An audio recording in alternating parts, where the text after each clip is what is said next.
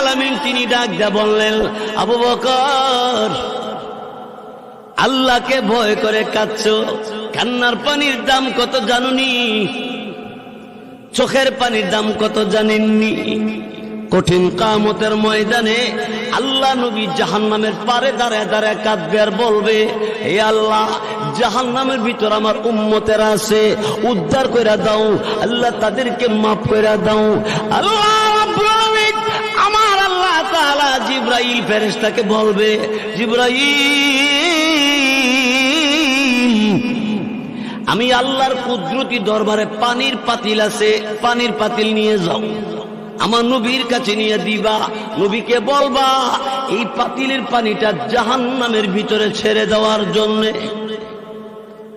রসুলের কাছে জিবরাইল পানির পাতিল দিবে, আর জিবরাইল ফেরেশতার কাছ থেকে রসুল পানির পাতিল পাইয়া পানিটা জাহান্নামের ভিতরে ছেড়ে দিবে। জাহান্নামের আগুন ঠান্ডা হয়ে যাবে, নিভে যাবে। দিলের নবী, আমার আপনার নবী রাহমাতুল লিল আলামিন এমনি ডাক দিয়ে বলবে, জিবরাইল, এত দামি পানি কোন জায়গা থেকে এনেছো? এটা কি হাউজে কাউসারের পানি না জমজম কুয়ার পানি? জিবরাইল বলবে, নবী গো, এটা হাউজে কাউসারের পানি না, জমজম কুয়ার পানি না, এটা কিসের পানি? আল্লাহ রাব্বুল আলামিন তখন ডাক দেয়, বলো জিবরাইল রাই আমার নবীকে বলে দাও। এমনি জিবরাইল ফেরেশতা তখন ডাক দেয় বলবে, এই আল্লাহ নবী দুনিয়ার জমিনে আল্লাহকে ভয় করে চোখের পানি ছেড়ে, আল্লাহর বান্দা চোখের পানি ছেড়ে ছেড়ে কাঁদছে, এই কান্নার পানিটা আল্লাহ তাআলা জমা রাইখা দিছে। আপনি করিগর গভীর রাইতে তাহাজ্জুদের নামাজে রাত কাটাইলে গভীর রাইতে আর ঘুমায় না, এমন অনেক মানুষ আছে। বহু লোক আছে, অল্প বয়সের আছে, মহিলাদের মধ্যে আছে, পুরুষের মধ্যে আছে। কত মানুষ শেষ রাইতে আর ঘুমায় না, ওযু বানাইয়া তাহাজ্জুদের নামাজে দাঁড়ায় যায়। তাহাজ্জুদের নামাজ পড়ে ভিক্ষুকের মতো দুইটা হাত আল্লাহর দরবার বাড়াইয়া দিয়ে বলে, আল্লাহ,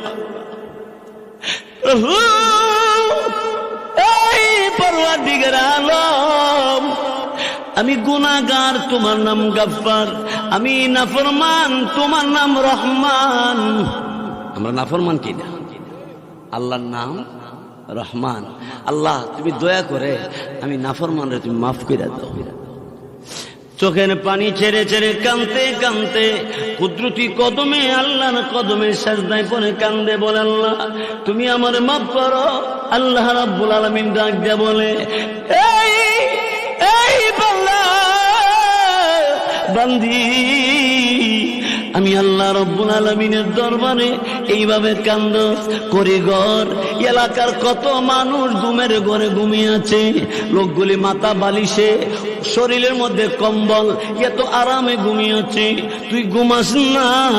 তুই আমি আল্লাহর কুদরতি কদমে সিজদা,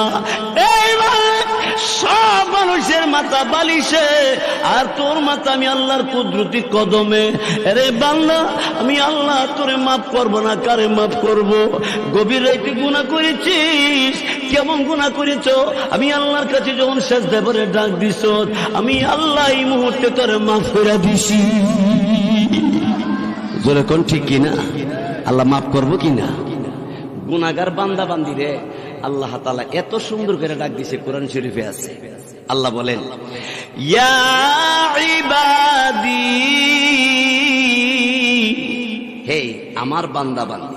সুবহানাল্লাহ, জোরে কর। কোন বান্দা বান্দি জানেননি? আল্লাহ বলেন, আল্লাযীনা আসরাফু আলা